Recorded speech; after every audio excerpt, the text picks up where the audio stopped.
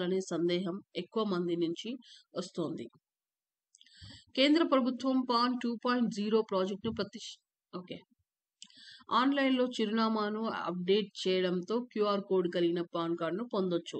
ఆదాయపు పన్ను విభాగంతో నమోదైన పాత చిరునామాల స్థానంలో కొత్త చిరునామాలను పాన్ కార్డుదారుల ఉచితంగా అప్డేట్ చేసుకోవచ్చని ఆదాయ పన్ను విభాగం చెబుతుంది. ఒకసారి ఆదాయ పన్ను విభాగం రికార్డుల్లో చిరునామా అప్డేట్ చేయగానే క్యూఆర్ కోడ్ కలిగిన ఈ పాన్ను పన్ను చెల్లింపుదారు నమోదిత ఈమెయిల్కు ఐడికి పంపుతారు.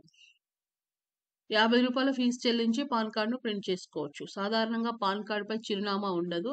దీంతో చాలా మంది చిరునామాలను అప్డేట్ చేయకుండా వదిలేస్తున్నారు. పాన్ కార్డుపై చిరునామా లేనప్పటికీ ఆదాయపు పన్ను రికార్డుల్లో ప్రస్తుత చిరునామాను ఇవ్వాల్సిందిగా నిపుణులు సిఫారసు చేస్తున్నారు. ఆర్థిక సమస్యలు, పన్ను వర్గాలతో సంప్రదింపులు చేయడానికి సరైన చిరునామా ఉపయోగపడుతుందని చెబుతున్నారు.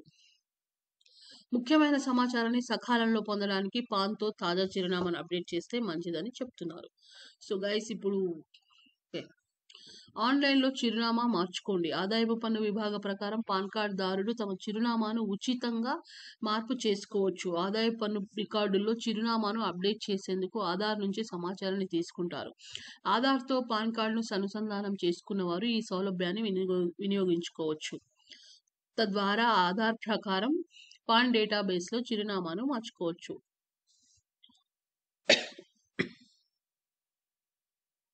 సో కింద సూచించిన సెలవు. బై.